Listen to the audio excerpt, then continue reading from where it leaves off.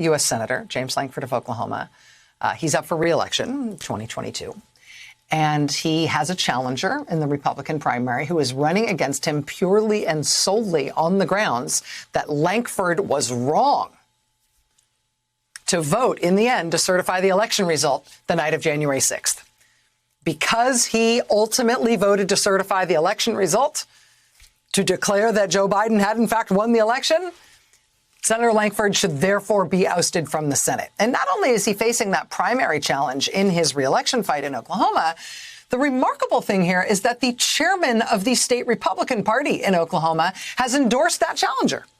To Senator Lankford, who, again, is only running against Lankford on that one plank.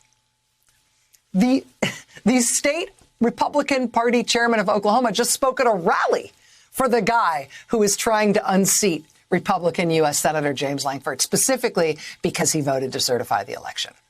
The state Republican Party chairman endorsing the challenger to the sitting incumbent Republican U.S. Senator. If you run a state Republican Party and you've got an incumbent Republican U.S. Senator who's up for re-election, usually you would not expect the Republican Party in that state and its chairman to be crusading against the incumbent senator, trying to get him or her thrown out of office.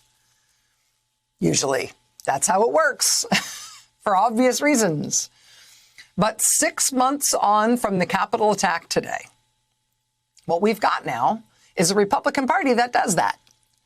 And what we've got now are a lot of single-issue Republican voters and Republican activists for whom their single issue, the only thing that's driving them in politics, is this fantasy that Trump secretly won the 2020 election and the election must be overthrown so he can be reinstated.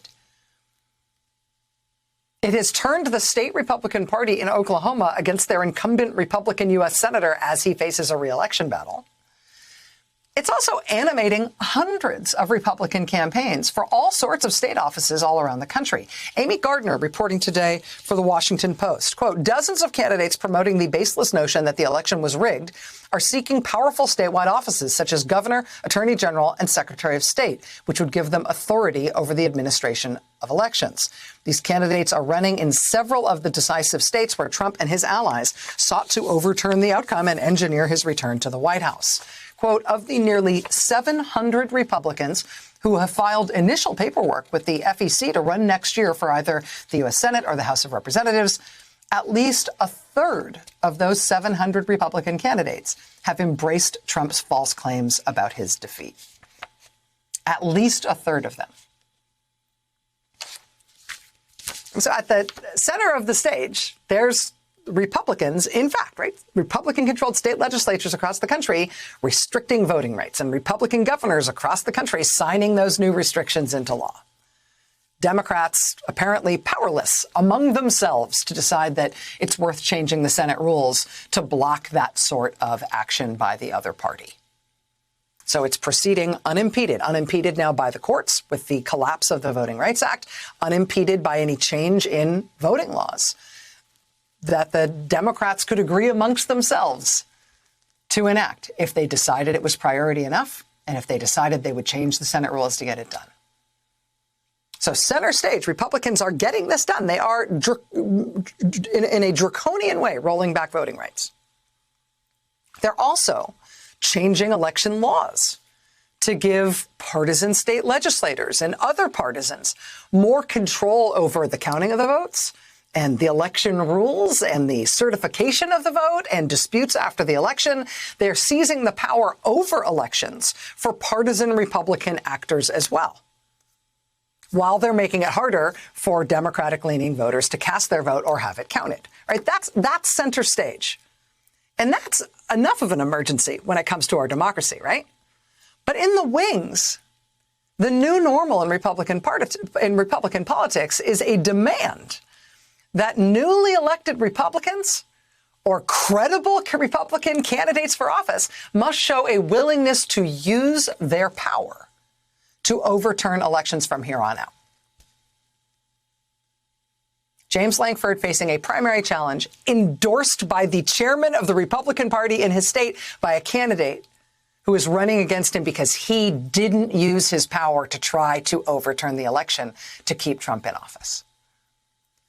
hundreds of Republican candidates for statewide office across the country saying they want to be elected to office so they can use their power in office to overturn election results for favored candidates. And, you know, that is what the post-election so-called audits of the election are about. Did you hear what they're doing in Wisconsin now? We've got more on that ahead tonight. It will blow your mind. That's what the political rallies now regularly being held by the former president are all about, him pressing these grievances about how the election was stolen and how real Republicans would have overturned the election for him, and he'll get his revenge and his supporters should get their revenge on any Republican office holders who don't use their power to overturn election results. I mean, that's the actual ground truth of Republican campaigns right now in the states. When you look at the grounds on which people say they are running, the planks of the platforms that these people are standing on to contest statewide offices. Incidentally, it's also what's behind the white supremacist, weird Hitler Youth-looking march in downtown Philadelphia this weekend. Right? Hundreds of legit white supremacists in matching little dweeby uniforms marching on Philadelphia this weekend, yelling, "The election was stolen. The election was stolen," right? They're shouting all their white supremacist nonsense, stuff very much like the Charlottesville Unite the Right rally from back in 2017. But what else are they yelling? The election was stolen. The election was stolen. I will tell you that there is one silver lining of the Hitler Youth-looking white supremacist group marching in Philadelphia this weekend, which is that Philadelphians met them when they arrived and ran them out on a rail, at least according to a local police official.